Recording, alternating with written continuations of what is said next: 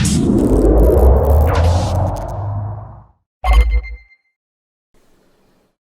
we are live. Hopefully everyone can hear us okay. I know we've had some volume issues in the past, so in the chat just let us know if anyone needs to be adjusted. Alright, so Halloween community stream. We've got Here's Mike Live and Slipping Flames here. We'll go through some introductions and then we've got a bunch of topics to talk about this week. So, Mike, you want to start us off? You can tell us who you are, like how long you've been playing, and what do you typically play in Gears? Yeah, so I'm Here's Mike. I stream on Twitch. I just Here's _Mike. I've been playing Gears since Gears 1 on the 360. Currently, I just play Gears 5. Don't really get into UE scene, but I play PvP and Escape quite a bit, actually. So I got quite some videos on YouTube of both. So you don't play Horde that much, but you play Versus and Escape? Yeah, yep. Okay. Slipping, what about you? Just a lover of all things Gears. I'm not an OG guy though. It's sad to say I can't claim to be OG. I started Gears in Judgment. I know some people don't claim Judgment, but that was my introduction to Gears. Went back and played 3. Love it all. Mostly, I'm a Horde guy. Love Horde. Wish TC loved it as much as me, but love playing some Horde. Not into ranked as much in Gears 5 as Gears 4, but I love playing social. I think me and you've run into each other a couple times in social. So Yeah, we have. A few hours every night. Gears, Horde if there's people on, and social if not. Get those challenges done each day, and get a couple of versus games in. All right, cool. Let's see, Slipping, before we move on, it sounds like your mic might be a little quiet. I have yours turned all the way up on my end, and it sounds a little quiet. But Adjust a little bit there. Yeah. How are we doing now? Probably right. Fine. We'll see how it goes as we keep going. So, all right, you mentioned. So, Mike, you play Escape. Slipping, you said you play Horde, and so there's PvE stuff. And we just found out that Operation 5, which is coming out in it's just over 2 weeks now. That has a PvE focus on it. What can we expect, or what do you guys think we're going to be seeing from Operation 5 on the PvE front? We know there's going to be a separation of classes and characters, and it sounds like there's not going to be any new classes added. But what else do you guys think we can see there? Oh, that's a difficult one. An Escape, at least. I don't even know. Because it sounds like they're getting rid of the tile maps too. They're not necessarily getting rid of the tile maps, are they? They're not developing more. Yeah, so I think it's hard to say on the Escape side at least, because with new characters, if there's no new classes, it really doesn't change anything on our end. Because a character skin is just a character skin, unless they add more cards. I don't really think Escape changes all that much. Do you think we're still going to get 3 hives per week? I hope it actually changes. Or not 3 hives per week, but I know, like every 3 weeks a new hive. I hope they change that. I hope they actually bring back old hives with just new modifiers, to be honest, and then you could change it each week. And since they're already made, there really is no added development time for it. Yeah, other than testing out the new modifiers, I guess, but that's minimal compared to a new map. Exactly.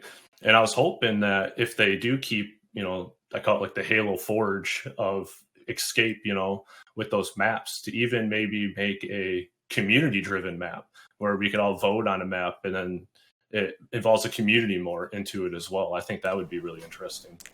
Yeah, and I think that was their intention with the map builder, but they don't really have the infrastructure set up there, I guess, to take those community-made maps and figure out which ones work well and then implement those. It's kind of unfortunate.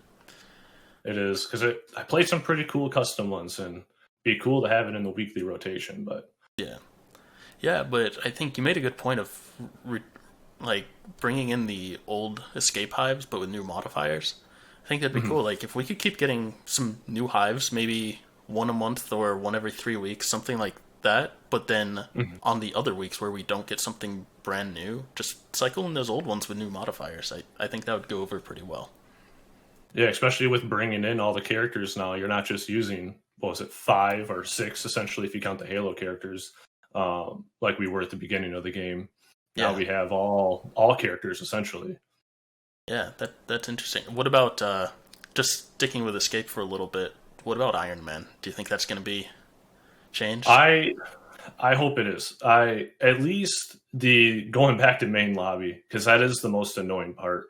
But it sounds like they're not going to be able to change that for some UI reason. It sounded like they're saying.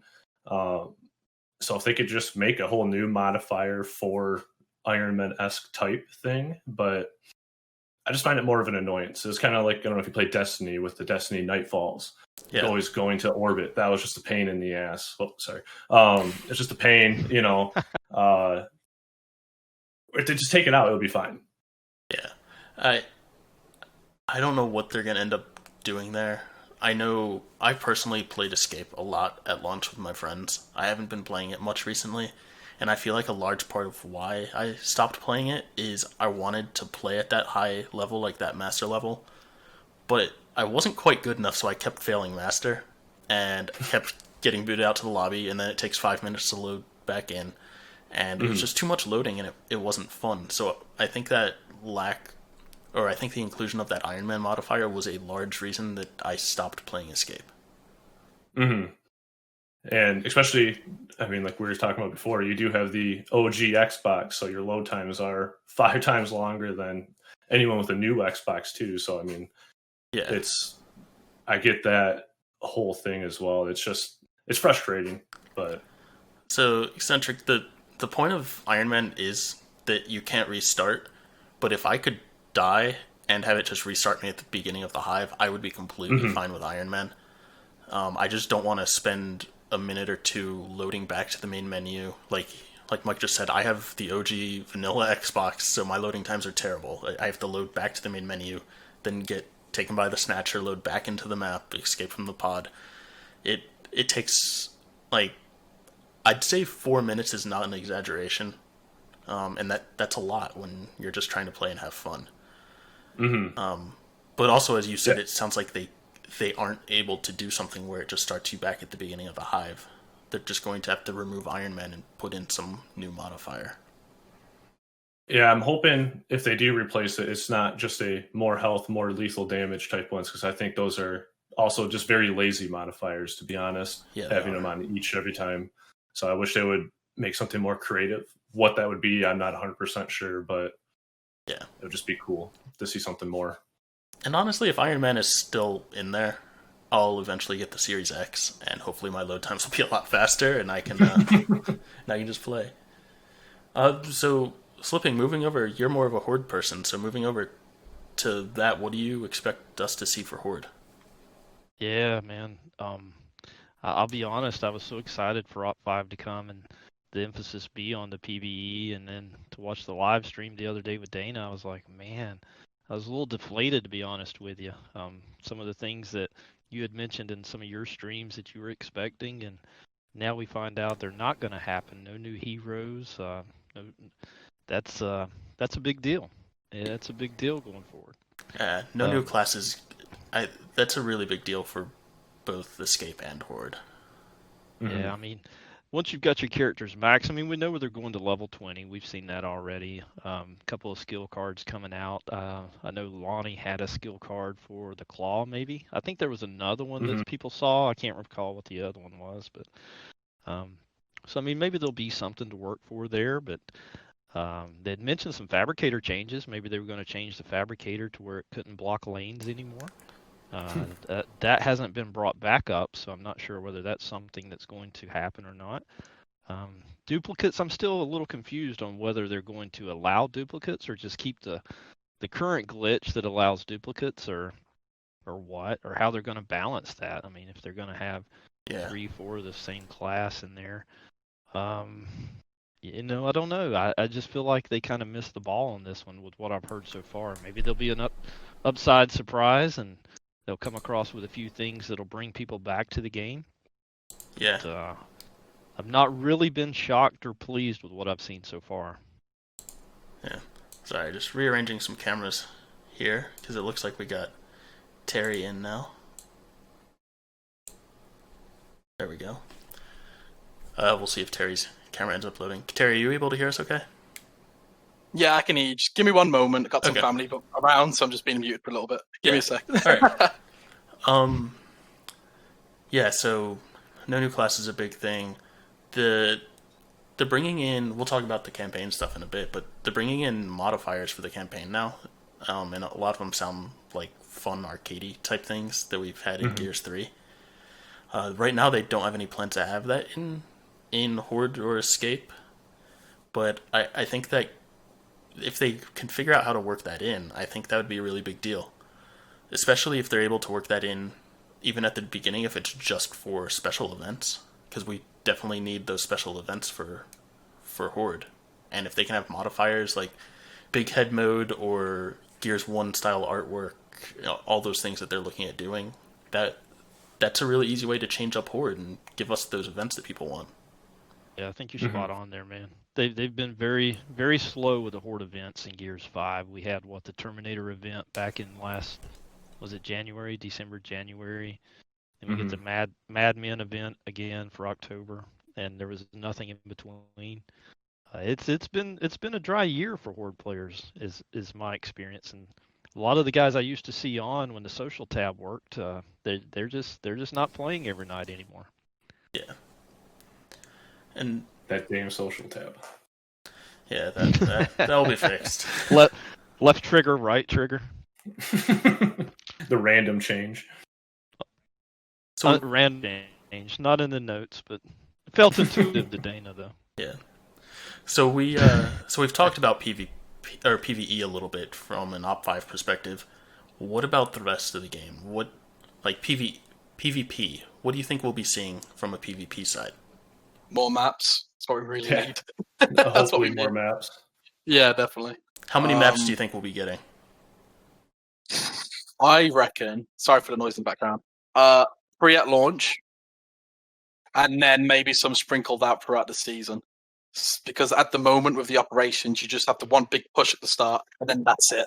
And then maybe one extra after, and that's why people feel a bit more burnt out, because it's like with Gears 4, you had 2 maps each month.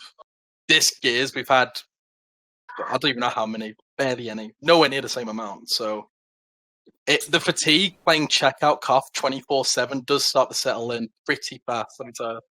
Yeah, so you think they're going to actually change it up and not put all the maps out at once?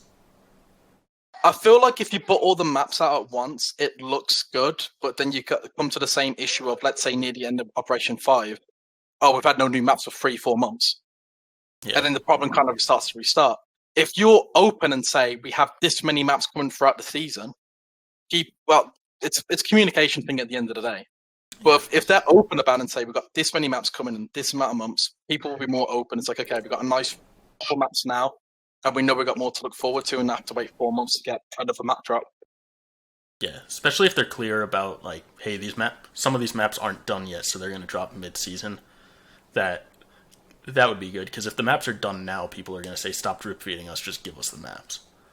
But yeah, that would be interesting to spread things out a bit more. We're looking at what, March for Op6? So we would go from now to March? If it's 18 weeks, don't get delayed again. Yeah. How long do you think it's going to be? They might go back to 3 months, maybe. I think it would go back to 3. Yeah, I'm agreeing with that. I agree. I mean, I think they pushed this one back because of the Xbox. Well, I think this one is multitude of reasons for Xbox, COVID, and internal changes to the team and change of prioritization. So if they're saying, we was making on the map tile system for campaign and Horde, about that campaign multiplayer, then we have to jump off that because people want more versus maps, then I can guarantee a lot more things got delayed or just rechanged to try and accommodate for what players want at the moment. Yeah. Let's see. So in versus, we're gonna get some maps. We know that. We'll get some character. Actually, yeah. So what characters do you guys think we're gonna be seeing? We know we're gonna get at least 9 characters. I assume 3 of them maybe mid-season, and then 6 plus right at the start. Danny DeVito is a pretty safe bet, I say. I would like to see one of DeVito skins. So actually, yesterday they put out that Scourge teaser on Twitter. I don't know. Did you guys see that? Yeah. So I did. They posted. It was it was a tweet that was just a quote from Scourge, and then underneath it said Scourge, and it seems really odd that like they're clearly teasing that Scourge is going to be coming in Operation 5, but it seems really odd that they specifically said Scourge. They should have just put the quote there without saying who it was from and let fans look at it. Wouldn't it be a bit funny if he actually doesn't show up and it's just a reference to the Hive Bus DLC? That would be really funny. That would actually be quite funny. Like you go, like I don't know what the new DLC would be. Maybe it's like some old Locust runes, and then like maybe it's Scourge related. If we just don't get them at all. I think it'd be cool if like they handled that differently and they made it more of a scavenger hunt type thing. Like instead of just blatantly saying, "Hey, here's Scourge," it's maybe put some stuff together. It's like you have to go look at some of their tweets from various days and put things together, and then you can clearly see. You mean like actually tease it, not sign it Scourge at the bottom? Okay. Yeah. But I know that takes work. Let's see, ranking system. Right now, so Operation 4 introduced the Gears Point system. A lot of people are not too happy with it. I see a lot less complaints now than I did before Operation 4, so that's definitely a good sign. But there's still a lot of people who aren't very satisfied with it. What do you think needs to change in order to make people satisfied with Gears Points?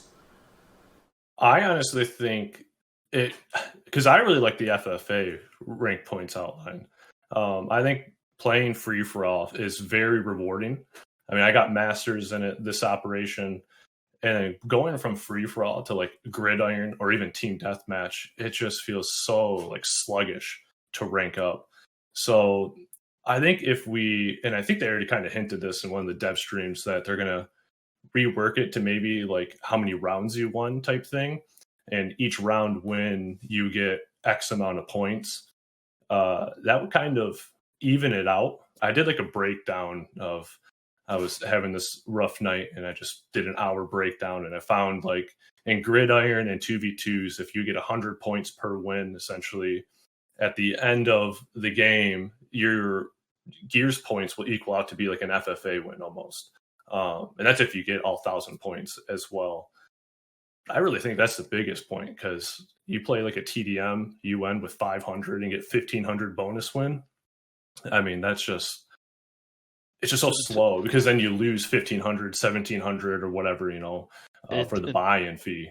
Yeah, until they can solve the problem of quitters and all the emphasis on winning is just too much. That's what dropped me out of it. You want to run solo a couple of hours each night.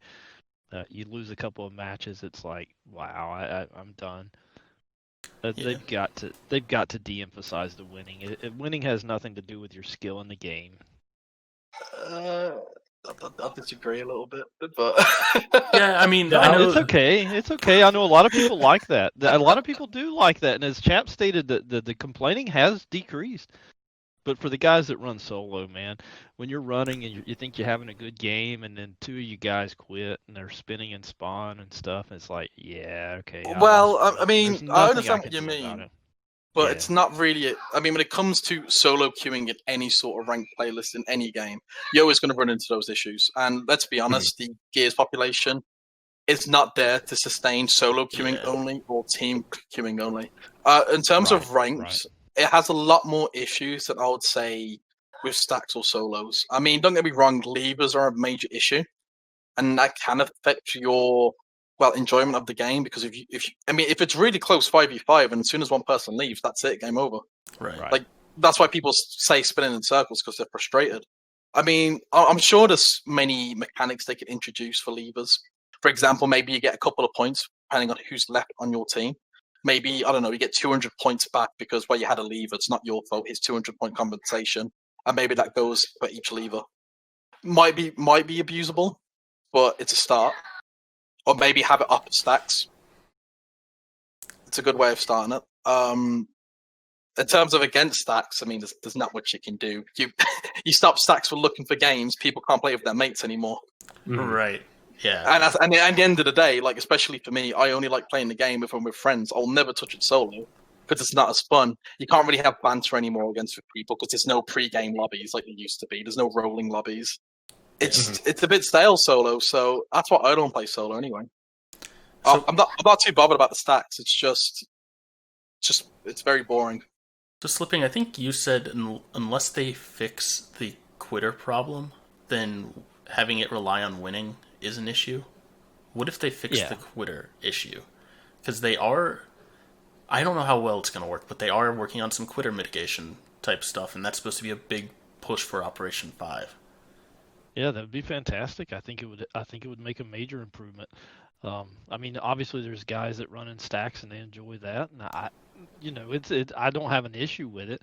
It's just that when you want to load up gears and it's 7:30 and you don't know if your friends are on or not, and you jump into a ranked match, that's what you want to play. I mean, you're running into quitting. One person, two people quitting is affecting your rank majorly. I mean, at this point I'd rather them go back to the Gears 4 ranking system. Yeah. At least there you felt like you had a better chance running solo with your personal performance. Now it feels like if you can't win, you're not going to rank up as fast, and so, I mean, why bother? Social, go to social. That's what I do. That's kind of where I think the whole getting points per round would also help out, because like for example, I mean, 2 days ago I was playing Gridiron with my brother. We lost 14-12. I had 800 points, top of the leaderboard on our team. I still lost 800 Gears points. It's like I don't feel like I should be losing 800 when we lost by one round. I think that wasn't indicative ridiculous of your performance. Absolutely, exactly. Absolutely agree. Yeah, I think that having a round-based thing would go a long way. And then I kind of question... Let's look at TDM and King of the Hill. First of all, I hate TDM. I don't think that belongs in ranked. But it doesn't. For now, let's look at TDM and King of the Hill. Those are first to 2. And they both TDM sort of has a point system. King of the Hill clearly has a point system involved. Do you think it should go to the extent of being based on that point system or just rounds? Because if you lose 2-0, but you're within 10 points of them in both rounds, that kind of sucks. I don't really play Koth, but I have my own personal issues. I don't really care to play a game mode that lasts almost an hour just for one. Yeah. Especially when it's 1-1 and then you have to go to that third round. Right. I think Koth could be just redone with an intermission. It's one round, 400 points or whatever, and you put an intermission so it doesn't last an hour. But I know when I do play Koth, I mean, I hit max points almost every time. So I just think it needs to be upped a little bit. And if you up the max points you can get in it with that victory, I think you would be fine. And it would kind of even out. That's a good point. You reach max in certain areas, kills, eliminations. I mean, so it doesn't really matter. Once you hit that max, you're done. I mean, you're not rewarded for that after anything in your performance. Mm-hmm. They can't make it unlimited, but is there anything that you want to see them adjust as far as having that cap? I think at least for Koth, just maybe extending it to like 12 or 1300. Because, I mean, if you get the full close to 1,000, right, and then you get the 1,500 win, I mean, you're at 25. And if you win like an FFA first place, you get 3,000. So I think if you maybe meet in the middle and could get awarded 27, I think that would be perfectly fine. Because then if you are in Diamond, let's say, and you lose to 1,700, you're still getting around 1,000 points at the end. So it's, 10 straight wins? I mean, that's very unrealistic, but you can still get to Masters like that. They need to be able to balance that with the entry fee, though. Yeah. What are you capable of getting max? What are you getting on average compared to the entry fee? That's something like, so if they increase that cap, they would probably have to increase the entry fee as well. The one thing I think that they should end up doing is what's the current cap? I don't even play ranked. Was it 1,000? It depends. I think like Koth I think it depends on the game mode. Yeah, I think Koth and Gridiron are like 11, and then the others are 1,000. Okay, so we'll say it's 1,000. I feel like if you max out on your kills, but you haven't maxed out on your other stuff yet, getting kills should continue to earn you points, but just at a lower rate. You can still keep that cap in there at 1,000 or whatever it's going to be. But it's once you hit the kills cap, your kills just give you stuff at a slower rate. And once you hit your cap or breaks thing, it gives that at a slower rate. And I think that would give people more points for doing better things, but if you want to get points most efficiently, you're supposed to spread it out and get caps, breaks, and kills, for King of the Hill example. I think that would be very rewarding for the player, and I'd be interested to see how that plays out.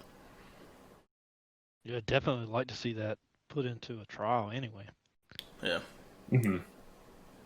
It would be interesting. And some of them, like the points that you get in like 2v2s, for instance, for revives, going for a revive in 2v2 is just an instant death witch. So I don't get why they even have that as a reward for. Yeah, like, it makes points. 2v2 a lot slower because it's trying to accommodate for them potential Gears points source when it's the most unreliable one.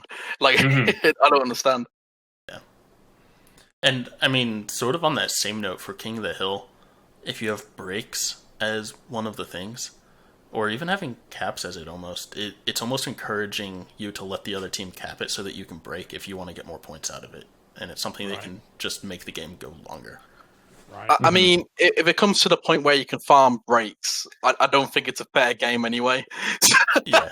Speaking from my experience. That's a good point. If you're in that issue, really it's not a gear point system issue at that point. It's a matchmaking issue at that point. I mean, people used to do that in Gears 4 when it's like, wow, this team's terrible. Let's give them a chance. Let's go snub only and break all the hills. It's just at that point, and it's just them. Honestly, you can't adjust for that.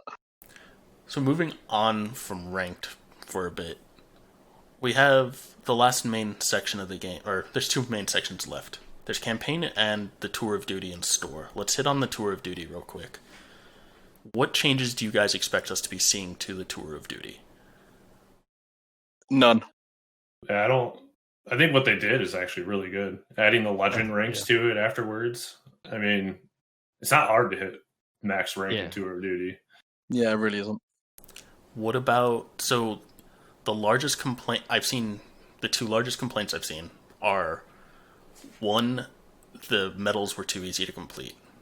It's kind of a weird complaint because it favors the players, but it's like, hey, it's a month in and I've completed all my medals. Now what? So get a life. That's one thing they could do, to be honest. So there's that, and then there's I want actual rewards rather than coins, because if let's take the escape tab for example. Some of the things on there are difficult to do. You need to master all of the hives on there. It's not something that everyone can do, and I want a reward to show off that I completed this page rather than just getting coins. That is probably the largest complaint that I have seen from people, and I know Dana's spoken to that a little bit. Do you guys think we're going to be seeing any changes there, or do you think it's still just going to be coins for all? I mean, they kind of played with it in this recent page added with the supposed smoke skins or something like that. The smoke skins and then the Halloween ones as well. Yeah, Lizzie. Yeah. So I think it would be a good idea. I mean, I think it would be cool to bring back maybe even the toxic weapons, because I know that's why I always went for top 1% and escape. You know, maybe just put those types of things in there. But I mean, even if it is coins, if they just add more things to the store to buy, like, hey, this would have been in this slot or whatever, you know, I'm fine with that. Yeah, I don't think I personally care either way, because when I get the coins, I can choose what I want to get. But I do understand there's some people who they want to show off that, hey, I earned this particular item, not, hey, I happen to have enough coins so I could go select that item. Right. Alright, so moving on from that then, the last go ahead. Sorry, I was just going to add, when it comes to the whole Tour of Duty and Gears and like Gears coins, I don't see how they can win in that situation. If we look at the past couple of free operations before this one, people complain like, oh, I just spent 20 hours grinding Tour of Duty and I got a blood spray on the second last Tour of Duty rank. Like, people didn't feel rewarded on that. So I kind of prefer the system they got currently. Oh, silence out. So I kind of prefer the current system, because at that point it's like, well, you get, how many coins was it per level up? Like 300, I believe. You're talking like afterwards, you're saying? Well, during. Oh, So not I the don't legend remember. rank. It was like a mix of like 400 to 500. Yeah, I do it was. much prefer that because then at least I can pick what my reward is instead of just being locked down to like, here's your poop emoji. Like I just can't be asked for Yeah, that. I think for But a the lot of- tour, it makes sense to have coins, mostly coins. But for the medals, I think I don't care for the medals either way. But I know a lot of people have been saying they want actual rewards there. I mean, Yeah. if they want long, grindier medals, they could just make some permanent ones, similar to how we had in Gears 3. Because at the moment, people would complain about, oh, well, I'm a PvP player, but I was off for 3 months because, I don't know, you got bored. And you come back and you find out Classic Baird, like back in the day, was tied to that and you just missed out on an iconic skin. Like, people aren't really going to be happy about that. That's one of the biggest things that I've talked about since launch. Basically, is skill based or skill locked rewards rather than time locked rewards. I want there to be permanent challenges that never expire in order for people to earn stuff. I don't care if you were here at this particular time and you got 100 kills. Anyone can do that. The I was here stuff is just dumb. Make it skill based and make it last forever. Absolutely. I mean, they can literally just look at Gears 2 when it comes to rewarding skins. And Gears 3. Yeah, but I was thinking of Gears 2 because I was just playing that recently. And there's a character selection screen. Here's an achievement you got from Gears 1. Here's a min. Oh, you completed the game on Insane. Here's RAM. You don't even get anything for finishing Gears 5 on Insane in Gears 5. Isn't that crazy? You get nothing. Like, Hey, what's the point? Going back to the Gears coins and rewards, I think a lot of that is what you play. I mean, exclusivity, I get that. Some people want something that no one else has, and I don't care either way. I mean, whether somebody has a skin I don't have or vice versa. But I think a lot of that, if you're just a PvP player, you're into skins and stuff and what you can do, and you earn coins if you play a lot of PvP that you'll never spend. You can buy everything in the store. If you don't play PvE, now if you play Escape or Horde, you're burning coins left and right trying to upgrade cards. So we're always in the hunt for coins. So anything that gives us Gears coins, we're like, yes, more of that. Yeah, that's a please, good 'cause point. We can choose. You're just giving them ideas to tie Gears coins to boost to make you to spend money. Just really be careful what you're wishing for there, honestly. Sorry. That's all right. It's your money, not mine. You can do what you want. Alright, so the last part of Operation 5 I wanted to hit on is campaign. We're getting New Game Plus, being able to use any of your character skins. We're getting modifiers. We're getting a Batista option for Marcus. Are you guys... Oh, and new Iron Man and Inconceivable Difficulty. Are you guys excited for that stuff? Do you plan on playing it, or what are your thoughts on that? All right, let me go on this first. One, I am excited because I have not replayed the campaign, and this will push me over the edge to play the campaign a couple more times. I do think it's a fantastic campaign. I think Gears 5 pays homage to several other past Gears games, and I think it's a fantastic campaign. But for whatever reason, I've not been interested to go back and replay it. So now is my opportunity. Now is the reward to go back, replay the campaign, and what have you. I do think they kind of put the cart in front of the horse. There's still some bugs in campaign I don't think they have worked out. Now they've added the Iron Man modifier. There's going to be a whole lot of complaints when this drops and people try this on Iron Man, and the bug keeps them from finishing the game. So Wait, what are you on about? Falling through the map's a feature, bro. Come on. I think you're missing out there. Oh my god. Yeah, like it's pretty bad. The number of bugs that exist in campaign are it's astounding. Like that can end your game. End your game. You're on Iron Man. You spent yeah. 6 hours and you're done now because of a bug. Yeah, you can get soft locked out the game in some situations. I nearly did a few times.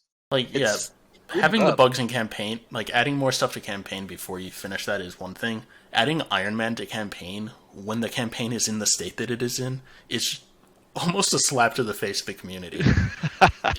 So I know some people were saying for the Iron Man achievement, they are probably going to play on whatever min difficulty they need to, and then have a teammate go through on casual and just drag them through it. I think it'd be hardcore. Are That's the what it usually modifiers is. going to count? Can we do I this don't with know. the mutators arm? Yeah, they Well- haven't answered that. They probably make it so some mutators that make it easier don't count towards actual progression Yeah. or achievements. Probably. That's Oh, what they I could was have thinking. I mean, I've seen the achievement list, but there's no achievements for like completing the campaign on this difficulty plus all these modifiers. So who really knows? What's that? Oh, but, I mean, because I believe I saw some like difficulty modifiers as well in there. Yeah. Yeah, there's Yeah, some like stuff half like your that. like ammo and execution whatnot. rules in campaign. Like Yeah. you'd think there'd be an achievement tied to it or some sort. I mean, there might be. That's what TC do. They just add achievements. So Well, there's only 5 for the new campaign, right? 5 achievements, gamer score. Let me see. I don't remember. we I might honestly- get more. Yeah, I 5 honestly new skimmed achievements. over it. Like, I didn't care that much for the sole reason that I don't know if I can bring myself to go play it, knowing that I'm going to pull my hair out trying to get through the campaign. Right now I'm in the middle of a 3-play... It's not even the middle. It's like I'm a quarter of the way through an Insane run where all 3 of us are playing on Insane. All of us playing on Xbox One. And I feel bad for the Jack. yeah, every session ends with a game crash or us falling through the map or something like that. No. Yeah. It's terrible. I don't want to go play on Inconceivable. I don't want to go... I am not touching Iron Man. Like, there's no point in playing Iron Man right now because you can't get through the campaign co-op. Right. Now, they are allowing us to bring jack upgrades over. Is that Yeah. correct? Yeah. And there'll probably be some kind of cloud save workaround, like Gears 4. But yeah, with all the with all the current bugs, man, y'all have fun with Iron Man. I'll leave that alone. I'm not touching that. I'm not gonna go near it. Just why bother with that stress? There's no need. So, the other part of it, the skins, bringing over the skins, that's kind of a cool thing that they can do. Batista, was that really necessary? Like, I saw a lot of people pretty hyped about that. Me personally, I don't care. But I mean, it's just a fun thing, isn't it? No, yeah, who well, cares? I just wonder if it was worth their time to, like, the animations wouldn't be difficult. They already have the model rigged and everything, and they've shown that they can just replace the character model. But recording all of those voice lines and having that synced up, like, was that really? Like, That was a priority. Yeah, somehow that was It's just a fan service thing, because how people used to say when Batista was a lot younger, like, oh, hey, look, he looks like Marcus Phoenix from that video game. And you had talks of him potentially being Marcus in a film that was rumored. Mm-hmm. So it definitely is just a fan service thing. I mean, you could argue, like, why are you doing that instead of doing bad TC, bad people? But at the end of the day, it's just something fun. Like, I'm not really too fussed about it. I mean, it'll make your second playthrough a bit more fun, I suppose, when Marcus tells Spars to shut the fuck up. So, but Batista doing it instead. Well, there you are. It doesn't bother me that they're doing it. What bothers me is that they made that a priority over some of the other stuff, it seems. Mm-hmm. I mean, who knows how long they've had this in that's production. A good point. I mean, Rod said, like, that was one of the last things he was doing before he left. So, were the lines already finished by then? Yeah. I mean, who knows? One can only guess. I just hope that they add the Batista line of "they F my tomatoes up" for online play, because that's the only line that just has a Marcus voiceover still. Yeah. If you switched it to skin, that would be nice. Little things. I'm gonna skip over the just in the interest of time. We'll skip over the Hivebusters campaign thing right now. I'm probably gonna do something to talk about that closer to when that is coming out. And we don't really know anything about it right now. We know it's called Hivebusters or whatever. We know it's featuring those 3 main Hivebuster people, and we know it's coming in December. Yeah. Yeah. Maybe we could speculate. We know that it's Bahani who's tied to it. Yeah. We know we could guess Scourge might be tied to it, maybe, if you want to go that route. Who knows? I mean, there could be an Easter egg somewhere from a current Hive that we just never noticed for it. Yeah. Or maybe in the comics. I mean, who knows? Yeah. So the next topic that I had listed here is content cadence, which we've kind of already covered, but we'll just recap this briefly. So in terms of content cadence, I mean, how often are we getting a special event, be that Horde or PvP? How often are we getting some new challenges? How often are we getting new maps? How long is the operation going to last? And stuff like that. So let's break these down and start with PvP or PvE. How often do you think we need to get a new escape experience? Well, I'll talk personally on this one. I would like it every week just because it's boring. I mean, you beat the map on Master and then I never touch it again unless I need to help like a friend beat it, you know? So if I could have it every week, that would be cool. I also was talking last night. I think they should do some special events with Escape.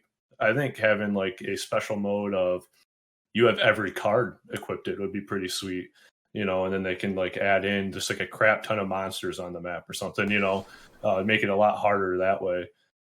Put some love into it because right now, I mean, Escape's a new mode and there's nothing like special about that they're doing with it, you know. Or for a special event, force characters.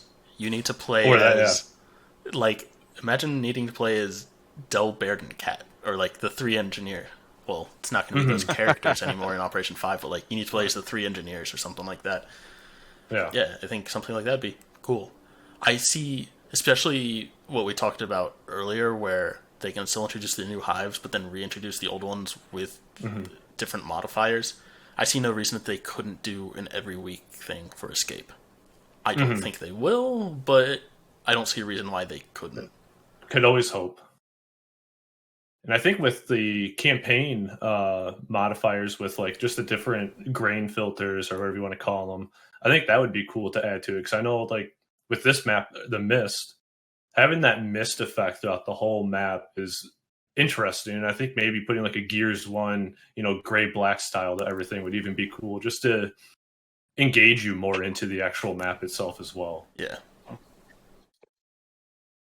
the Hey, we Horde got side, video.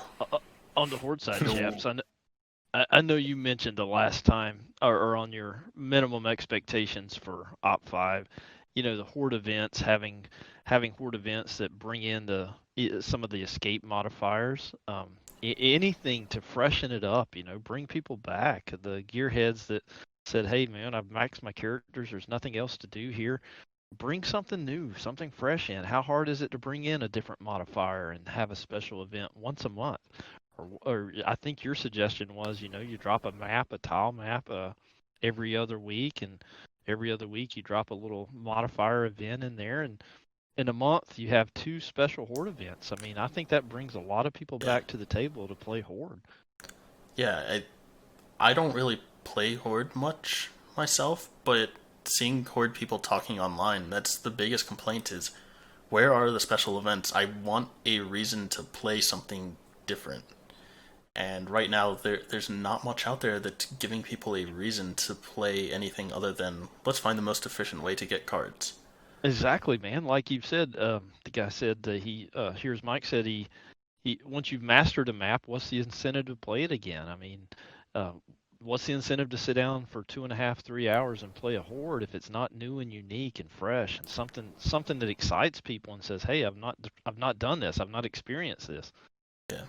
So what do you guys? I know what we want is more experiences, but how much more do you think we're going to be getting? How often do you think we'll see a tile-based map? How often do you think we're going to see a Horde event?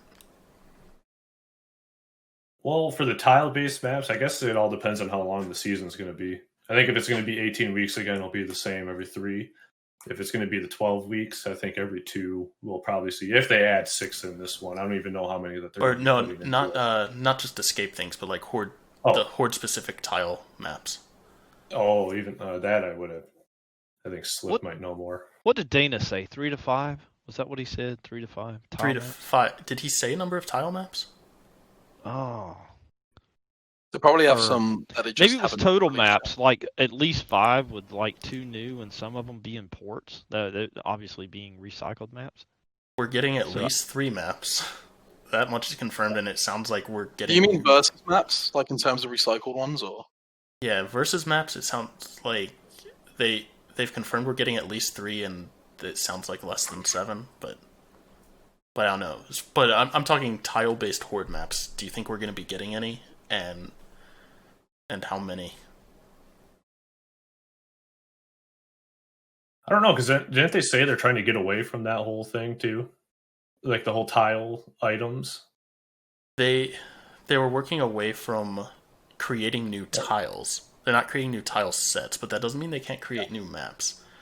I don't know how much effort they want to spend on creating tile-based maps. I mean, I can imagine more coming. Like, you've made all these tiles that was meant to be for the map creator, whichever that was going to be, or for the escape creator. You have all these assets. They're going to reuse them, Yeah. especially to make more maps. There's no way they're just going to be like, well, we've done all this work. Let's just leave it. They will use those for future maps. I guarantee it. Yeah. Just look at free-for-all, well, at least when it was 14 player. Yeah. They will be used somewhere, be it on Horde or Versus. I hope not, but we'll see. And then, just for standard maps, Terry, you said you think we're going to be getting some dropped throughout the season.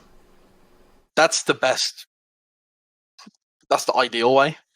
Yeah. Don't get me wrong. It's nice to be like straight away. Operation 5, 5 new maps. Boom. There you go. Have fun.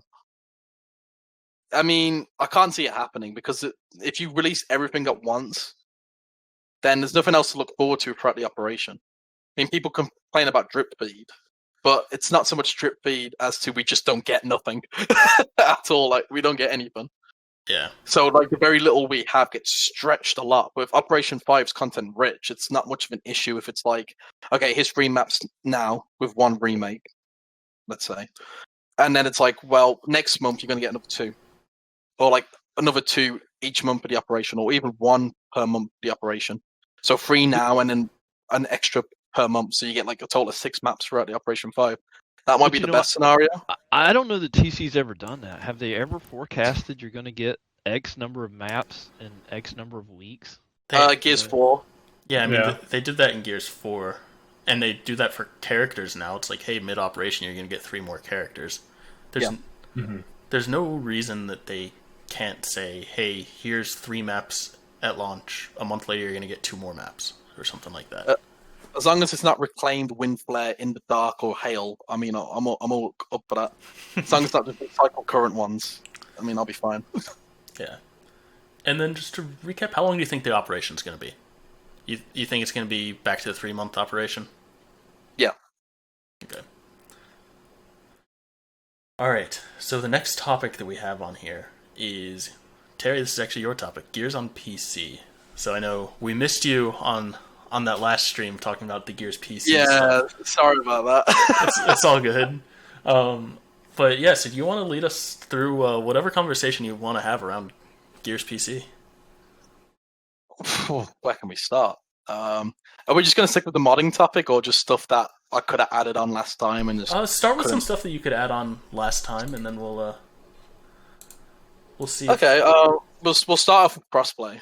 Make that very brief, though. Should it be permanent? Yes or no? It's a hard one to say, to be honest. I mean, you got the new consoles coming out. They're 120 frames per second. Let's be honest, they're going to beat any OG Xbox One. So, at the moment, from what I've heard, it's still the same current situation. If you're on console, you can toggle out PC. But that makes less sense now, because you got people on 7-year-old hardware barely getting 60 frames per second, lagging everywhere, taking ages to load in against someone on a 120 hertz monitor, 120 frames per second, loading in within a second. So I do think it needs looking into again. It could look into input-based matchmaking. I do think that would kill the mouse and keyboard scene, because who would want to play mouse and keyboard if you can use controller and find everybody? And they did say that they were looking at that, right? It wouldn't be anything right away, but it sounds like they're looking at the potential for input-based crossplay. I mean, that seems to be the way everyone's going. COD, Halo, with MCC, for example. Even Fortnite. It seems to be the best solution. I could argue Gears on a mouse is completely not as big as an advantage you think, especially when it comes to how important movement is. That's a whole argument, though. People can argue against that. But for my 4 years of playing on Gears 4 against controller players on PC and Xbox, it's not as big as you think. I promise you that. I've known amazing players just use controller only at like 60 frames per second on PC, and they'll beat everybody. So it's not as bad as you think. It really isn't. And let me ask you this. Yeah, you were talking about PC and input. What about mobile? I mean, Gears 5 is on mobile now. I know 0 people that have played it on mobile. Hear very little about it, but you're actually With able to xCloud? play. Say it again. Is that with xCloud? Yeah, with the cloud, you're able to play PC on mobile. Now, I played Fortnite on mobile, and Fortnite had like obscene aim assist on mobile. It was wild. Now, I'm just curious. I haven't played Gears 5 on mobile, but how does that change the game to the conversation PC versus Xbox versus mobile now? I don't think it's going to even get brought up, to be honest. With an xCloud, it pretty much treats you on a console, and I can't imagine many people are over data. Yeah. To play multiplayer. They'll probably only use it for campaign. It'll just say you're playing on a remote Xbox somewhere. Yeah, I mean, you might use it for PvE or something as well, and some lower difficulties, but like, I don't think mobile's even going to be a factor when looking at crossplay stuff. I tested it out when I got it on my Android phone, and it was absolutely abysmal. Yeah. Yeah, it was terrible. But that was also during the beta when they first started, so who knows how it is now. But yeah, I mean, I haven't tried it since. Never really had to, but I mean, who knows? I mean, the amount of people that's actually going to play Gears 5 on their iPad competitively. Maybe one weirdo, maybe. I doubt it, though. I doubt it. I don't think it's that much. I don't think it's that much of a deal. Yeah. Or a big deal, I should say. In terms of what else did I miss on that stream? FOV. New console should have FOV options. Current console should. If they're worried about performance segregation, just make a warning if the new card may impact performance. Then it's up to the players if they want to have FOV or not, be higher or lower.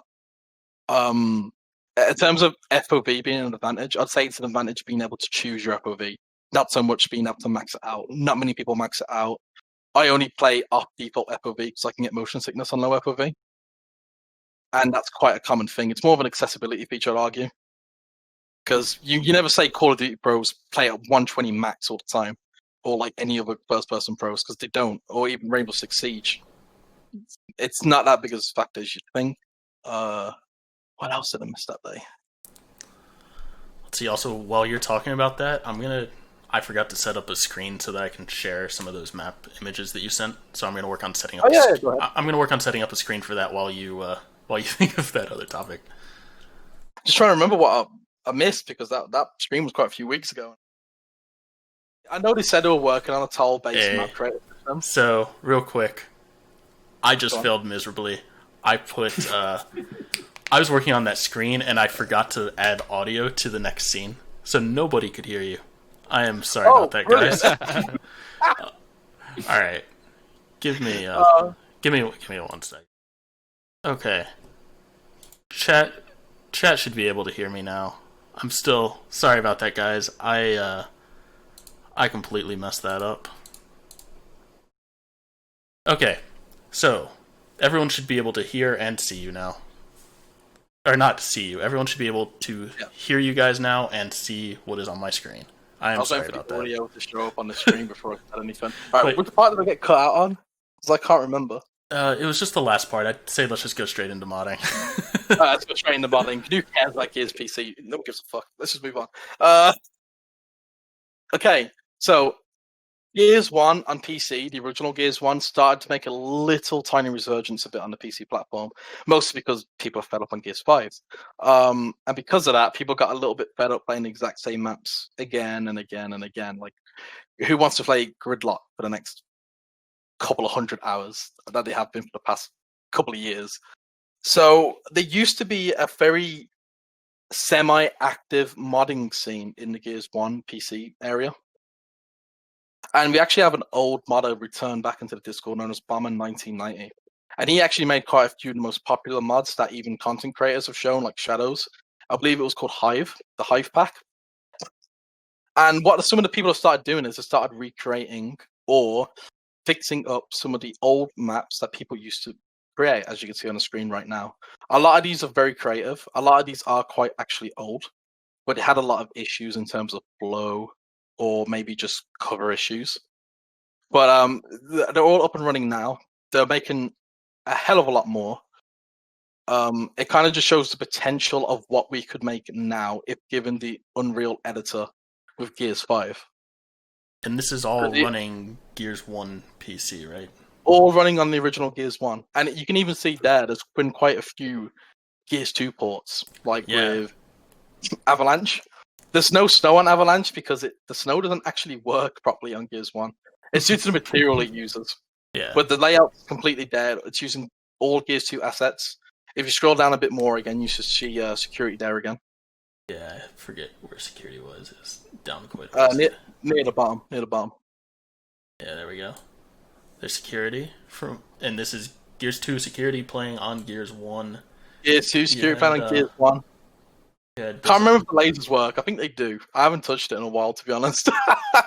You had Gears 3 Gridlock playing. Yes, we do. Yeah, that's an old creation. We just fixed up a little bit of the issues that it had. I mean, this credit should be there. Yeah, but revised by who? But yeah, I mean, you guys are hosting Gears PC community nights all the time, and we can get people involved in those. Get them to reach out to you. I'm going to put a link in the chat for this page that shows all of these images here. Yeah, we play every Saturday night. So yeah, so I'm going to go back to our faces now, but you can see Terry's tag right there. Go ahead and hit him up if you're interested in getting involved in any of the Gears PC stuff.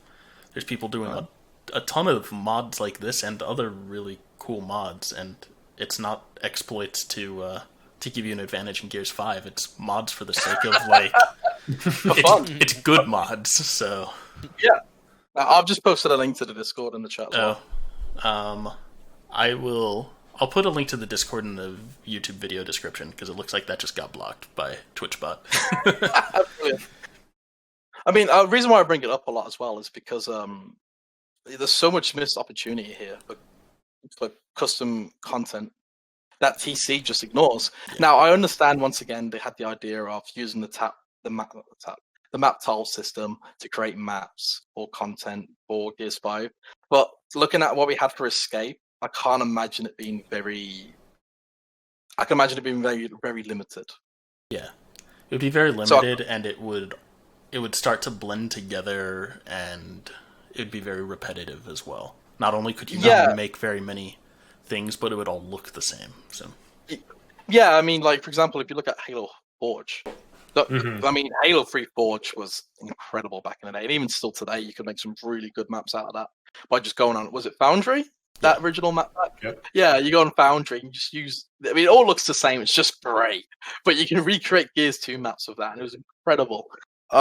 We don't even have that for Gears, and I can't imagine the tile-based system even being similar to that.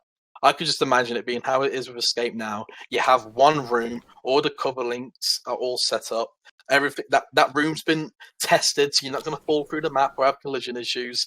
You use that tile, you place it somewhere, and you combine it with another one.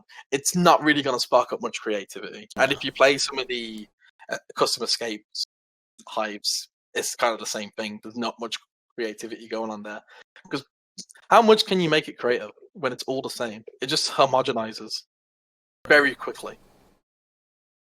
So if we had something similar, I mean, this is kind of like my idea to TC. You can take this for free, TC. You don't have to pay me. Throw that idea out. Just give us a custom UE editor similar to what we had for Gears 1. And from the IMGA link that Chaps has shared, we could just do so much more. We could port the maps for you. We could do your work. I mean, people ported Gears 2 maps on there. People ported Gears 3 maps. People have been trying to port Gears 1 maps onto Gears 3. And honestly, it's like, even if you guys port, if they give you guys access and you guys can port stuff like that, you guys could play that in customs or something. It's not like it needs to be added to matchmaking. If the Coalition is worried about quality control or something like that, it's like, it doesn't even necessarily need to make its way into matchmaking in order to be effective. If you guys can mod stuff and have the ability to play custom matches in Gears 5, that would be amazing. I mean, in my opinion, Gears 5 should have, one, XP reintroduced back into privates. It could be like UE, where it's at reduced rate. Yep. I can't imagine them accepting Tour of Duty objectives to be able to be completed during that, which is understandable. I can't imagine that, but at least give us some XP. Secondly, currently with Gears 1, now I do understand that's a 13-year-old game with 13-year-old systems, but you could actually just join through the matchmaking as it is a custom game, and it would just specify custom map. So it's something they could do similar for the server browser on Gears 5. I could understand why they wouldn't go the UE editor route for a couple of reasons. One, you'd have to make it so you'd block out any content they're not supposed to see yet. Because I can guarantee you, when you get a 100 megabyte update on Gears 5, that's including a couple of skins that's not meant to be released for a couple of months. Yeah. So they don't want to show that early. Secondly, it's like, how much do you make it available? Do you give them access to scripting? Because if you give them access to scripts, they can make custom game modes such as Hive on Gears 1, which I'll actually post a link to. Yeah, you already sent me that link, because once again it's going to get blocked by Discord, so I'll throw it in the YouTube description thing. Yeah, so I mean, they could make custom game modes, but at the same time, if you give them access to scripts, they could do arguably some damage and stuff. But I mean, there's ways you can do that. You can do what Halo MCC does, where you have two options: the easy anti-cheat launch, or the lack of easy anti-cheat launch. So that's basically like modders do what the fuck you want. No one cares. You can play customs in that version still as well. So that's pretty much just give us a modders playground, and people will do your job for you. And if there's anything that you like, reach out and ask, or do like a competition, like a map creation competition. Whoever makes the best map gets access to the game and maybe a studio tour or something, and then you get like a 6-month apprenticeship thing where we kick you out anyway. There's so much you can do, honestly.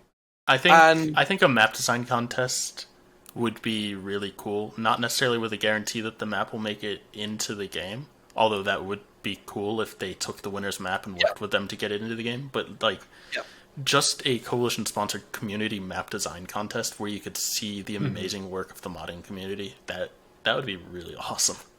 Well, I mean, we're missing that with regular content creation as it is for Gears of War. Yeah. Like, let's be honest. Like, we all complain about, like, oh, all Gears content is the same online. It's like, here's a new character skin. Here's me running around with that character. Isn't this amazing? Spend $10 for the skin. Like, no one wants to watch that. And people can, like... If we actually had more showcases for like community content, not just custom content, but just general Gears of War videos, the scene would be so much healthier for it, because people would be more incentivized to make good content again, not just running around as, oh look, I'm fresh boiled coal. Isn't this incredible? But no one wants to see that. I mean, I don't watch Gears YouTubers anymore, to be honest. I rarely click their streams. It's just not fun. Yeah.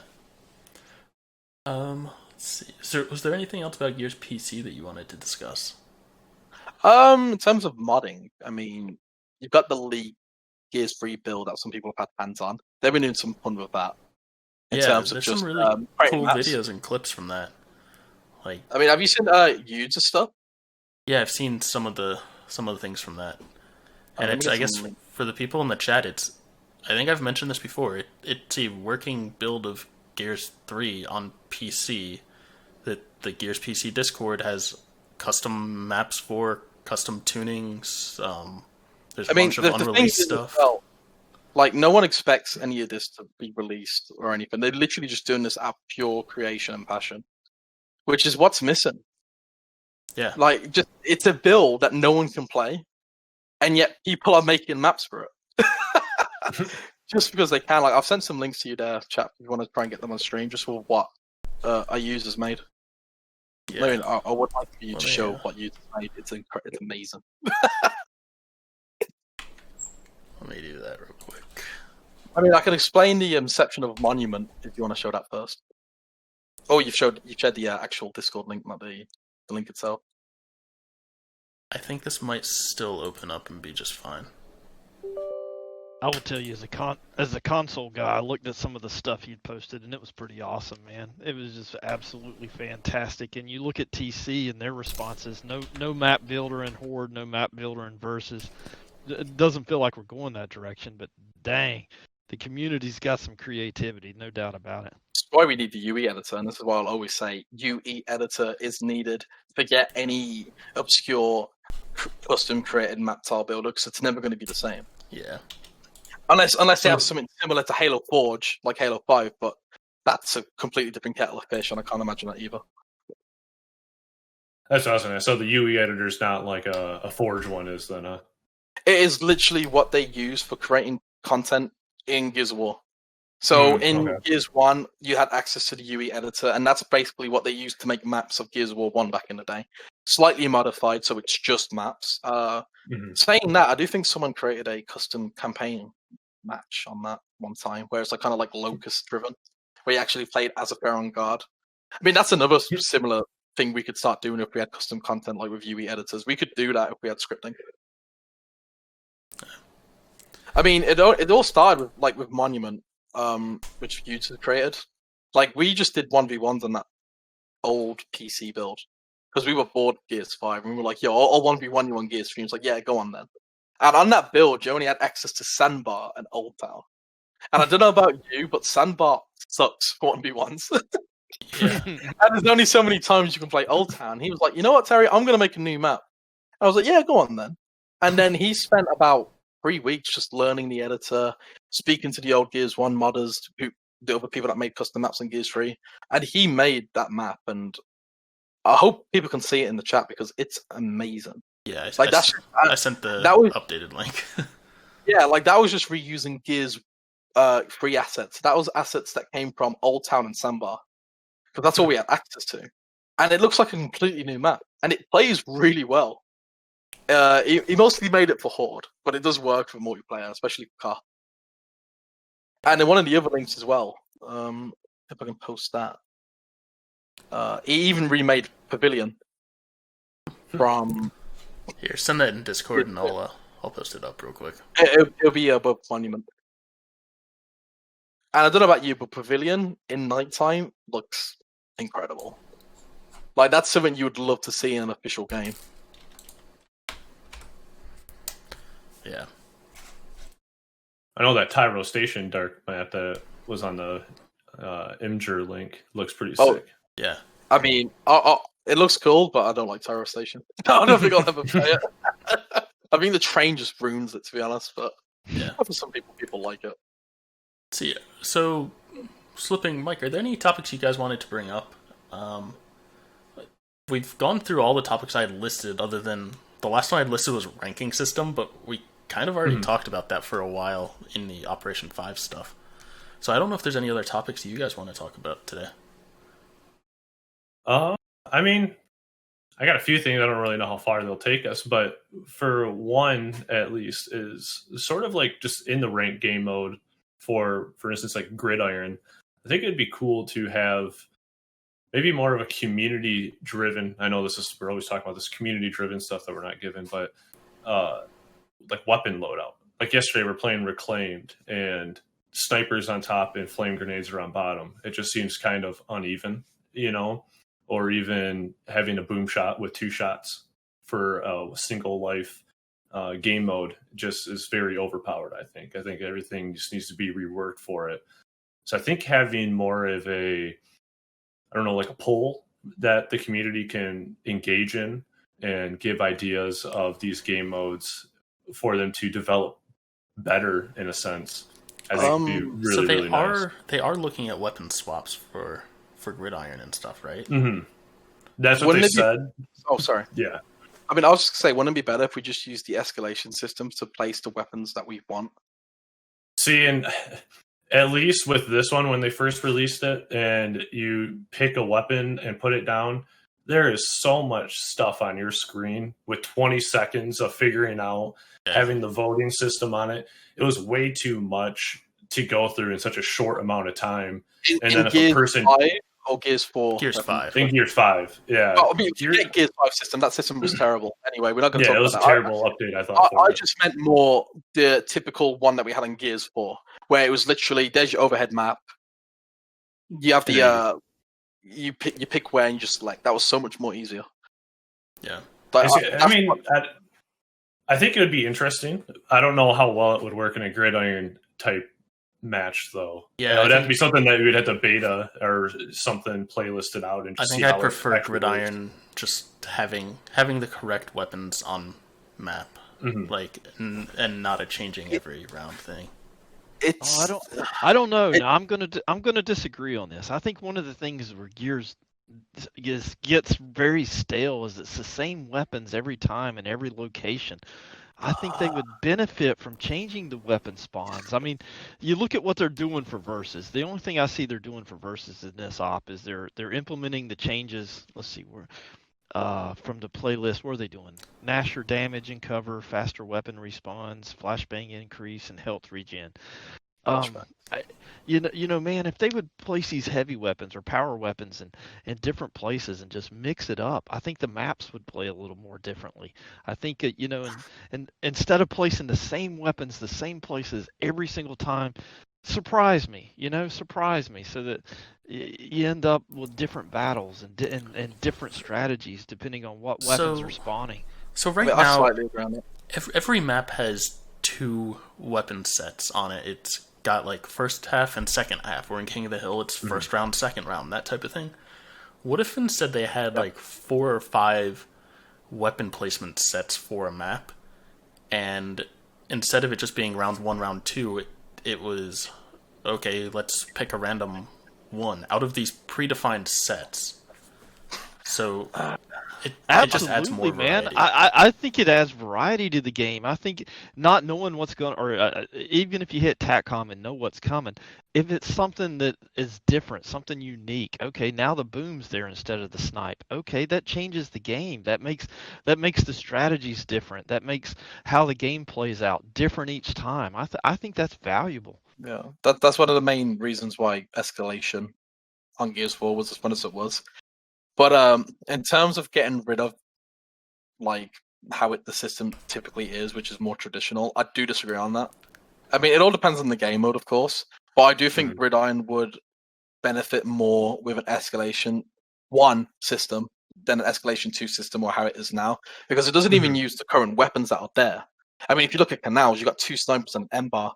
I mean, who wants that? Who wants 3 snipers on Canals? I definitely don't. I think it's on. But if you look at with what Slipping was saying, you have where. Sorry, one more.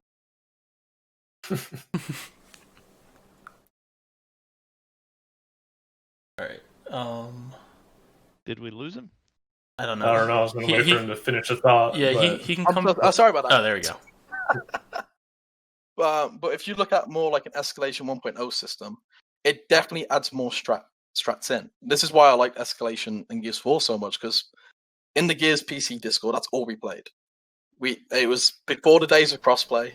We couldn't find ranked matches. You couldn't even find social matches. It was all pick-up games, escalation, competitive settings 24/7.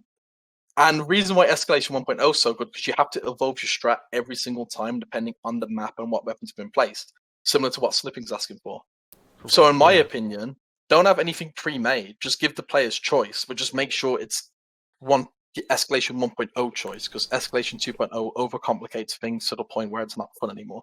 Yeah, no doubt. It's like, now you don't have to worry about, they've got a talk on home. Now they've got, it's half respawn on their home now, so we got to account for that. But, they have 3 shots in their talk bow instead of us, but we already got 1. It's very confusing. I don't know why they did that for 2.0. It literally killed the game mode. Mm-hmm.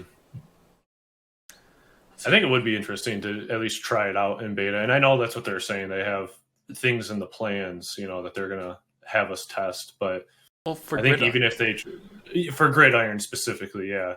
But I think at least something that I don't think needs to be in beta is just reduce some of the heavy or the power weapons ammo that you get, because sometimes it's just too powerful, and for a single life only, it almost makes it like you always have to run to boom shot. You can't run for the sniper on reactor, essentially, because if you don't have boom shot, you're at a huge disadvantage, no matter where the map or the flag is at on the map. I think the other big issue is something that some of the pros have mentioned on Gridiron when that was being evaluated as a potential esport thing, and it's that there's not that much incentive to get a touchdown when playing at a higher level.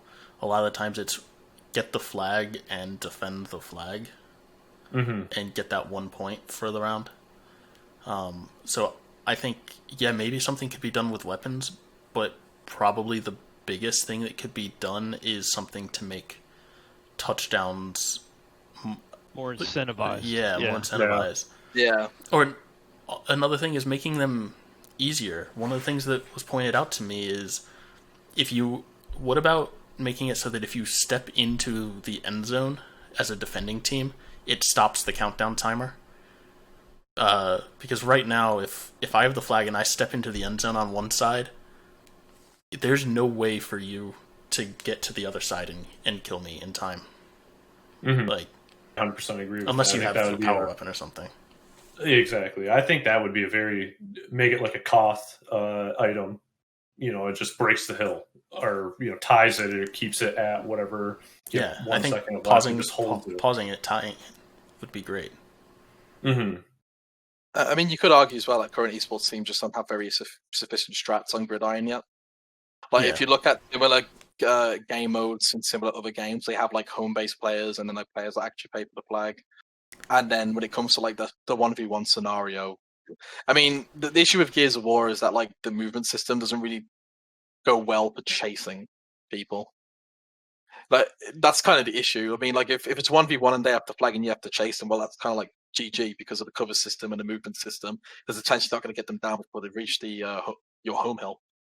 Mm-hmm. Where if you look at something like I think it was Live Fire in Titanfall 2, it was actually a similar game mode with the flag and you had to capture it.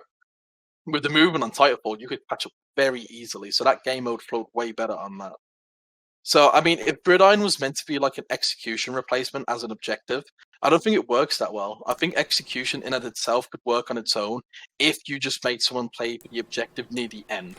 Yeah, well, if you took Gridiron and made it so that the flag spawns after 2 minutes or something, then it basically becomes the next evolution of execution at that point. Or you can just do what they did in Call of Duty Modern Warfare, where when it came to, what was it, gunfight 2v2s? It was pretty much 2v2 execution, but on the last minute, you had to capture a flag in the middle, and you capture that, you win automatically. Yeah. Execution could have just done with that. Destiny 1 I played a lot of, and they had Trials of Osiris, which was basically execution, but after the time was up, a neutral hill spawned, and first one to cap that one. Cap the hill or fully alien the team wins the round then. But, I mean, I love Gridiron. It's probably my favorite mode right now. But I would be interested to see what they can change on that. I agree. Hopefully whatever they have planned will make it a little bit better at least. Yeah. There's so much you can do. Like, it's fine. Like, and it is a brand new game mode too, so... Yeah. Did you have something else you were going to bring up? I think you said there were a couple of things, and the Gridiron weapons was one. The Gridiron's weapons was one, but kind of the other thing is kind of just all around. Smoke grenades. I wish they would buff a smoke grenade up a little bit and make it where if you get tagged and then you sit behind the smoke, it removes the tag from you. So if you're not in enemy sight, you're not tagged and they can't just continue to lancer you down. I noticed this mainly in Koth because it's really annoying with Blood Drive, for instance. That's all I usually play in any game mode, especially if the hill is down at sniper and you throw a frag and a smoke and you're tagged. I mean, you're just a sitting duck at that point. Where I think it would be very cool to have a way to combat the Lancer people. I think that would be a very good way, even in what's that ice map called? Icebound. Icebound. You could throw the smoke over there, and people that are sitting up on top of the bases can't just lancer down on you because they don't know where you are anymore now. I mean, they could just get rid of 3D tagging.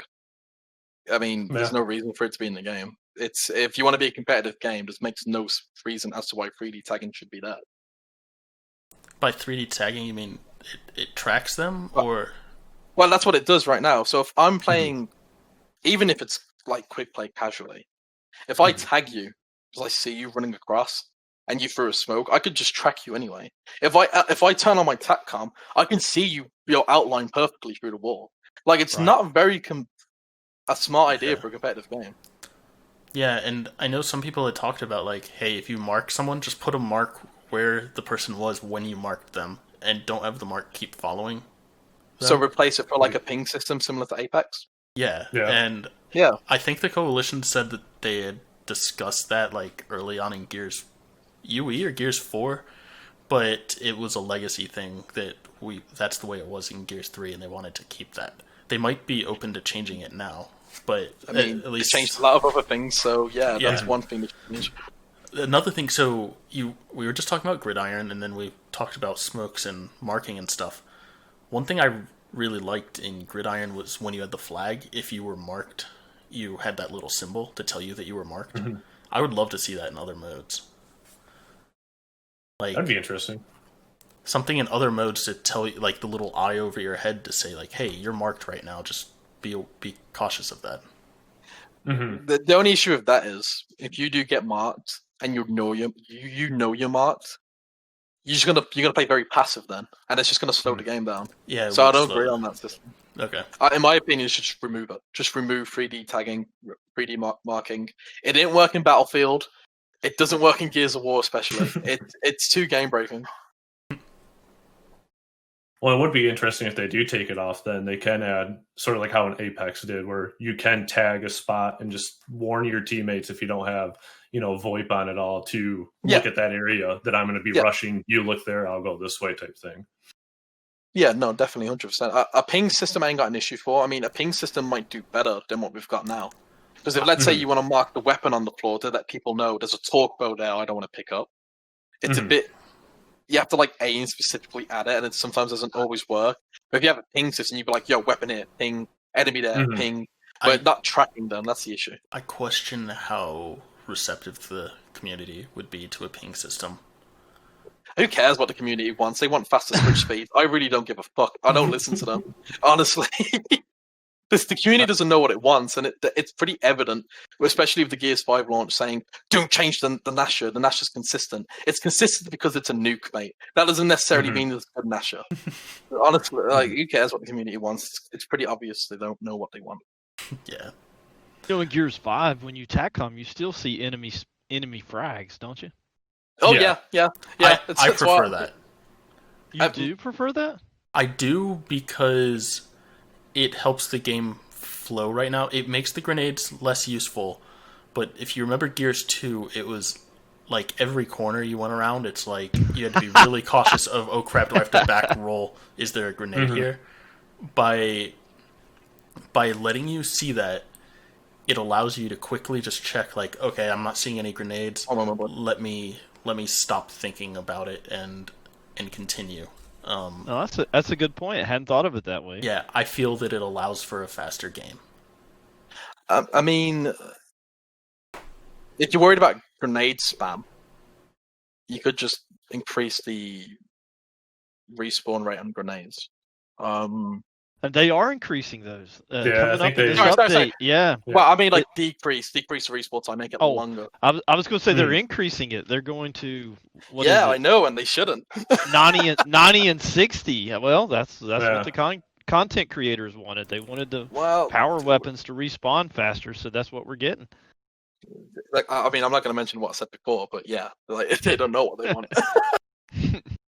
Honestly, I mean, I don't like the idea of being able to see enemy frags through the Tac-Com, because that kind of like defeats the point. Like, I don't mind seeing friendly frags. Like, for example, if I know a friendly's placed a frag behind a corner, I could probably lure someone to that frag if they're chasing me. But seeing enemy frags, I just know not to push there, and that just defeats the purpose of their frag as well. Do you think it slows things down too much, though, if you can't see it?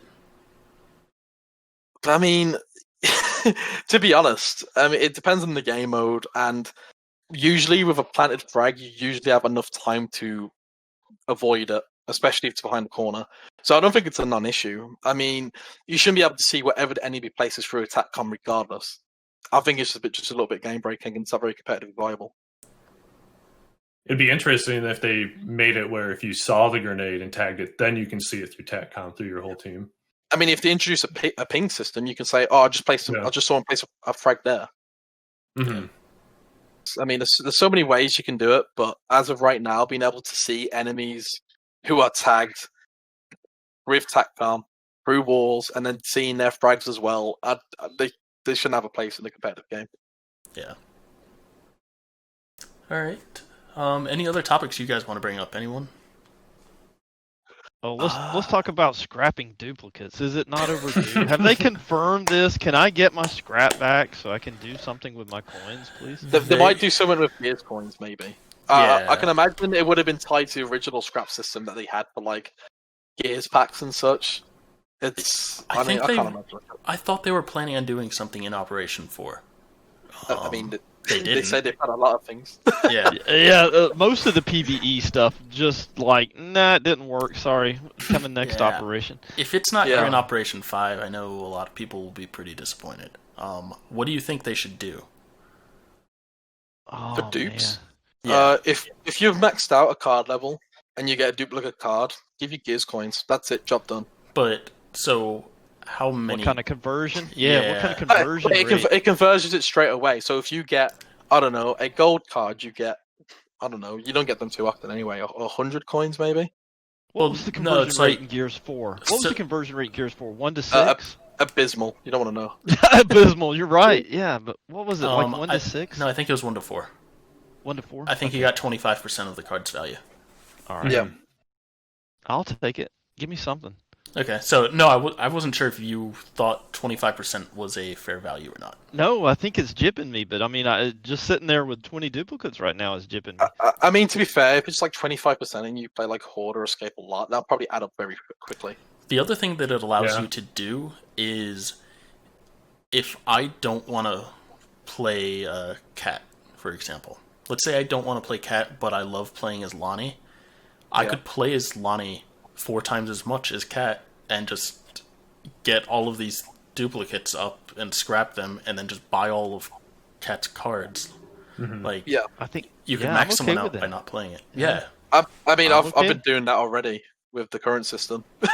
Like, I don't play Paddock. Like, my Paddock's like level 7, and I've already got whatever cards I got from maxed out because of the Gears coin system. It just makes it all easier. Yeah. I just think the only problem with it is, like, you can run the Surge on, what is it, Insane. In like 4 minutes, and you get 4 cards, and you have chances of a legendary. Or if you do get consistent scrap even after level 6, you can just farm Gears coins like that, and no matter what you get out of it, you're going to get a guaranteed at least 20 if it's 25%. I mean, you know, I hope not, but they could do a cooldown thing where it's like, oh, you've played this map way too many times. You're not getting any more Gears coins out of it for a week. but was it a problem in Gears 4? You could do the same thing in Gears 4. I mean, you could do a lot of things in Gears 4 to get stuff for free, let me tell you. Yeah. Well, but that was a big issue with Gears 4 that they were trying to solve in Gears 5, is that there was a mentality around, hey, I need to be as efficient as possible and grind this out. They don't want that mentality because it's not really that healthy for the game. It's nice that people want to keep playing and doing that, but it's really not healthy for the game to have a most efficient way to grind something out and have people just keep doing that over and over. like kicking a leech on Master and getting your character to level 50 re-up. That's what my buddy does. That's just no. I can't do that. That is not content for me. I mean, I can't do that anymore. Yeah. Yeah, let's not talk about that. Yeah, I don't know. I think if people want to play the Surge, I've run the Surge some. It gets old. I mean, there's only so many times you can do that before you're like, all right, I'd rather watch paint dry as run the Surge again tonight. I don't know, but I mean, you see Surge lobbies every time you go into custom escape. You see Surge lobbies advertised, and you know what it is. You see the overload speed run for Horde. I mean, if I've got an hour and I'm like, man, I'd like to run a little Horde and get something for it. I mean, I don't know how it hurts the game. I mean, I get what you're saying. I'm just saying that if I'm playing the game and 4 other people are with me on Overload, isn't that good for TC? Isn't that good for Microsoft? For playing Gears and having fun. I mean, you do you, man. The only thing they might worry about is any exploits that come with that. Like, oh, you can farm very easily on Gears coins, and they might not pay any more money. So we gotta patch that out, for example, if that's a thing. Let's be honest, though. If anyone's grinding for that, We still have the scripts where they're running the escape, as scripts, and you can sit and Horde and all day and idle and gain Gears coins through the little star for time. I mean, there's there's some ways to exploit the game. I don't think it's game breaking. I don't think it's hurting anybody. I don't participate in them, but I mean, it's not about hurting other players. It's about hurting their revenue. Mm-hmm. And that's what it comes to.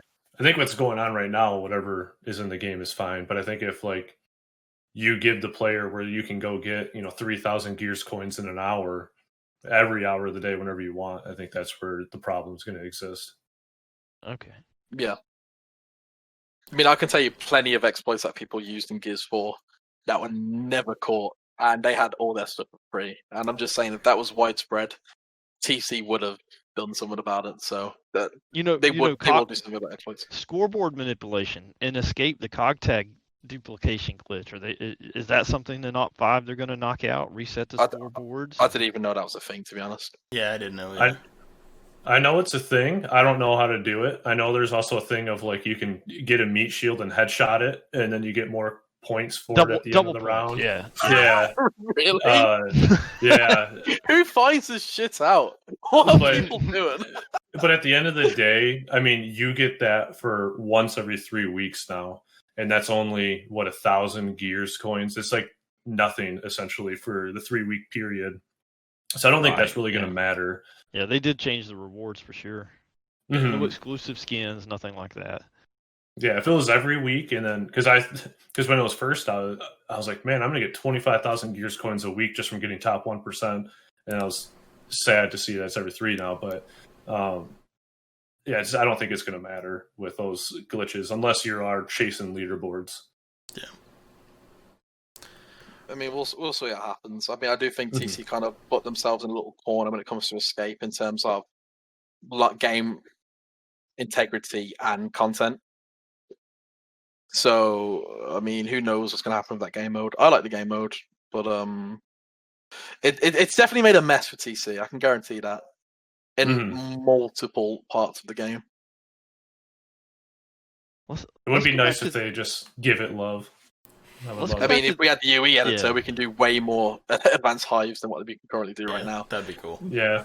I mean, kind of talking about before you got in here is some community maps to add to it or something. I mean, just look at Black Ops 3. I mean, on PC, like ever since they give us modding tools on that, one, the game's always popular on the Steam charts. It's always getting like 3,000, 5,000 players, despite being a 5-year-old game. You've got the zombies community still creating maps to this very day, be it remakes or reimaginings of old maps. Like, imagine what we could do on PC if we could do that with a UE editor. I mean, the game would be a lot more popular. You'd have maps specifically made for Horde. You'd have more in-depth modes for Hive. There's so much potential just being wasted by just not embracing the community side on PC. And like, I think it's a shame. It really comes down to a cultural thing of Gears has always been a console first, PC second title. So so the whole modding thing is kind of an afterthought.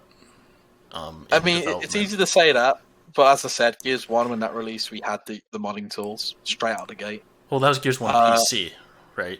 Yeah. Which came a while after Gears 1. I mean, to be fair, you could argue that came in a different time before DLC map packs and all that kind of games as a service, monetization revenues kind of thing. But like I said, it's doing well for Black Ops 3 still. I mean, I just checked the Steam charts right now. 5,744 players.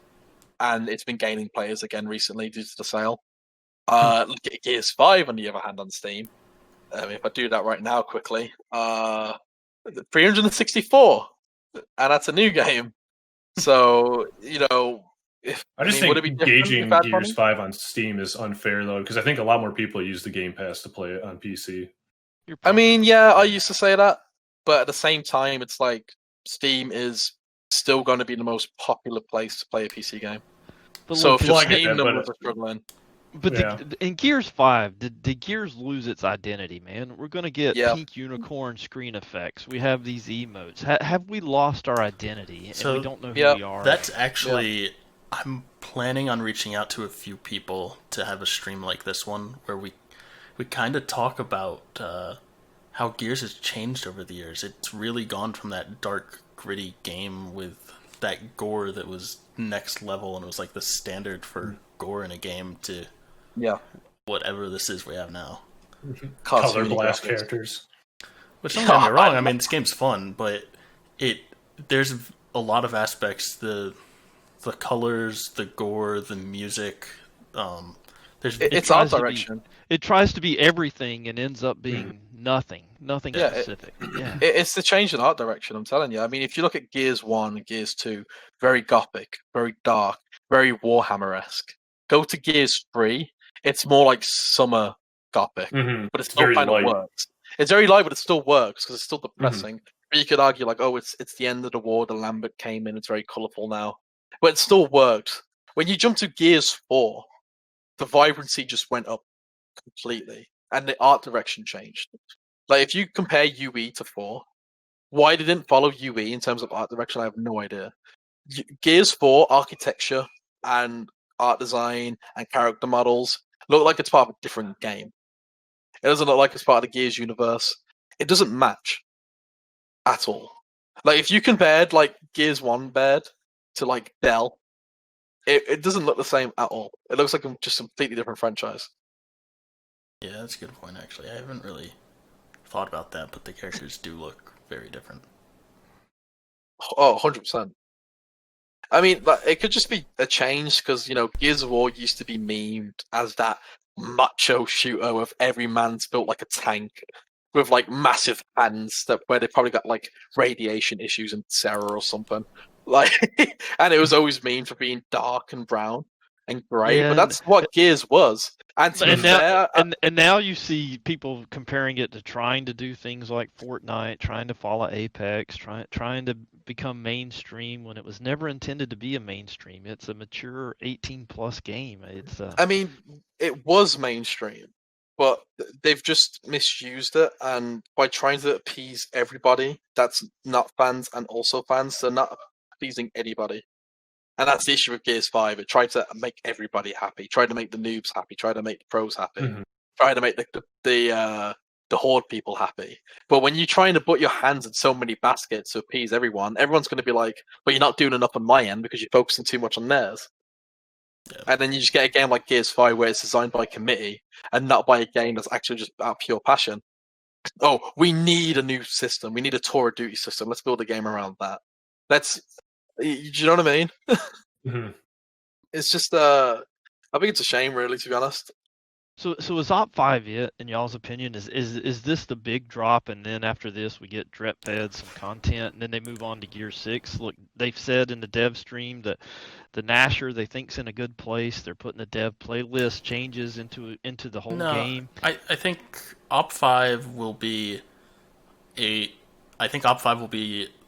the largest op that we have remaining. It will have the campaign stuff. It will have a large number of maps and characters. It has some. I guess those are really the main things.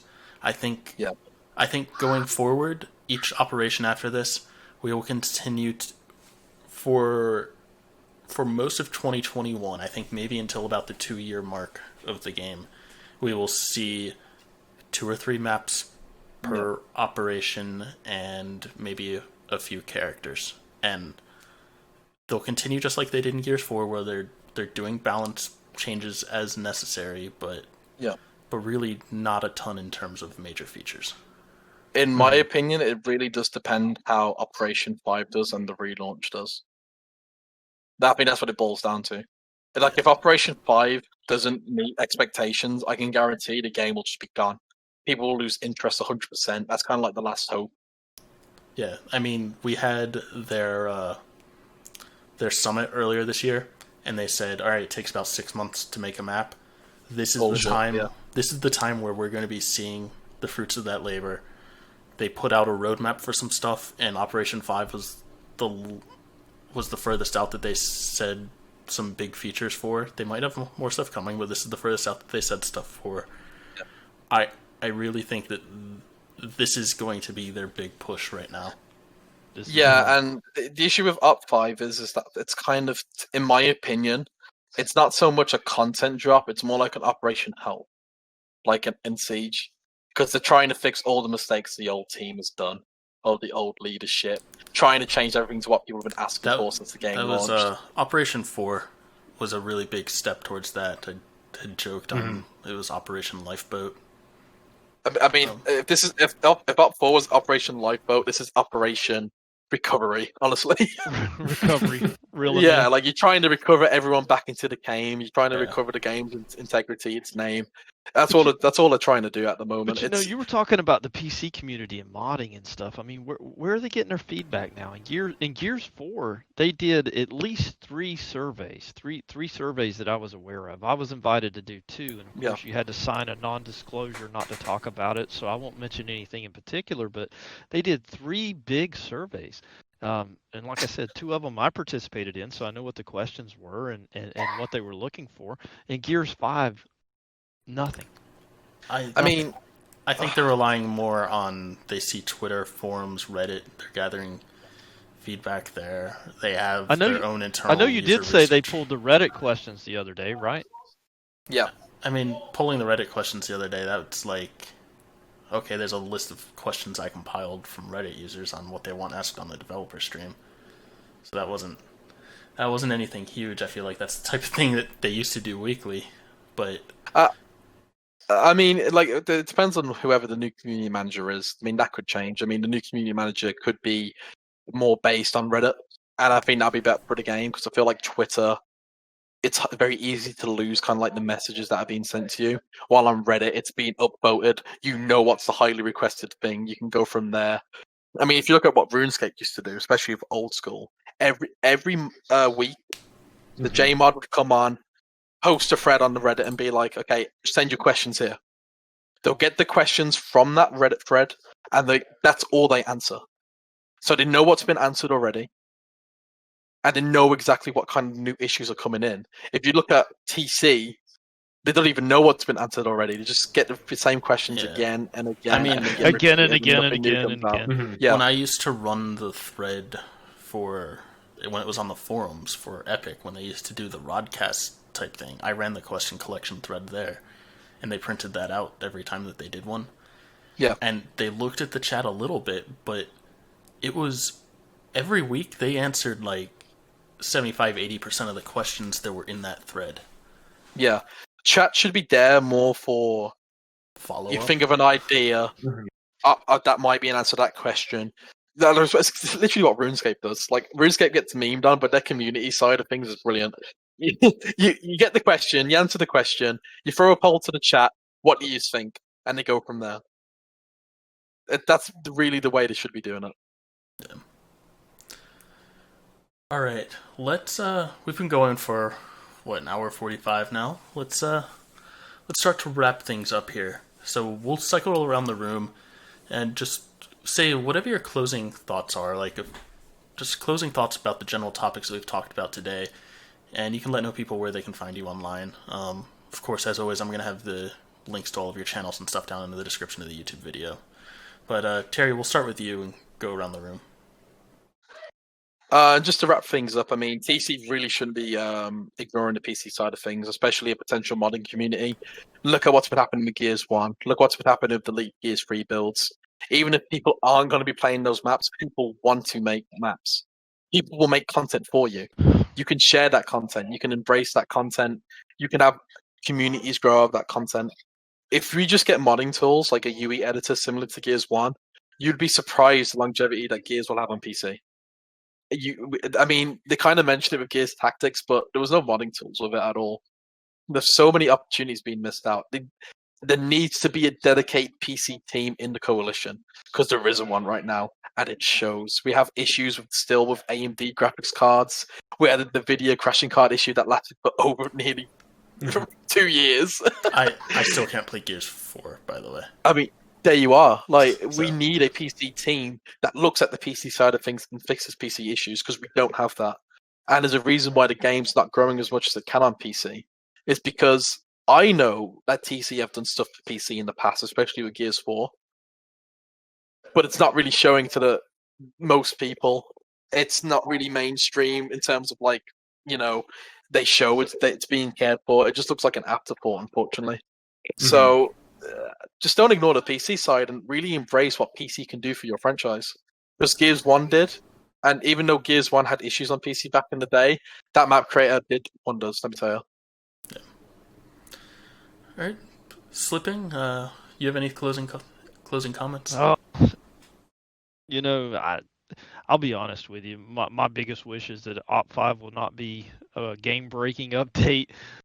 Every time we've seen an update, we've seen some major bugs. We go back in Horde to bleeding barriers, stun barriers, just some crazy stuff. And I'm going to tell you, from my side, I'm just a guy who every night sits down and tries to play Gears for a little while because I enjoy it. Love the game, want to see it be successful, but no new characters coming. Couple of skill cards, we'll see what those are, levels 1 to 20. I don't know that brings a whole lot of people back, and I hope they really look at some special events that will draw people back to the game and some modifiers, whatever it is, something that freshens the game up and brings people in. I love Gears, want to see it be successful, but if we're not getting any more than what we're seeing right now, I don't know that people will come back and start playing Horde again. Yeah. All right, Mike.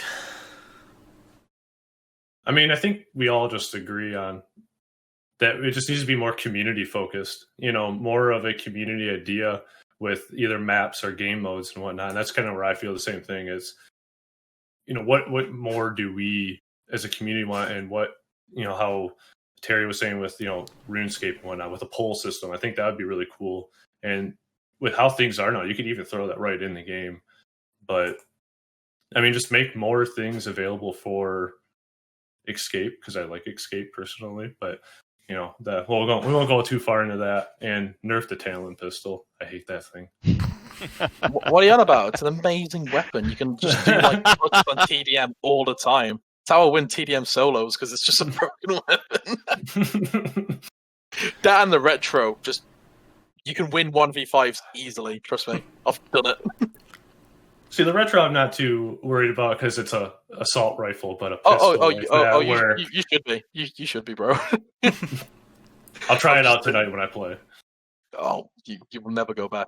I'm telling you that right now. Well, I'd like to thank the chat for everyone who tuned in live, and whoever's watching this on YouTube. And to my guests, you guys joining me today, thank you very much. This was some fun conversation. I always look forward to meeting new people and having other people on the stream. So thank you for joining. Thank you for having me, and I'm sorry I couldn't make it last time. Yeah, happy birthday to you, Chaps. Oh yeah, thank you. Happy birthday. Yo, it's your birthday? Yep, spending my birthday doing a Gears stream, and then going back to remastering my master bathroom, so I'm going to go back in there after the this, ideal birthday. That's the ideal birthday. Absolutely. A birthday, man. Happy birthday. Yep. Get me his birthday beatings, boys, quick. Yeah. Alrighty. Well, I think we're going to wrap it up then. So, again, thanks to you guys for joining. Thanks everyone for watching, and we will catch you next time. See ya.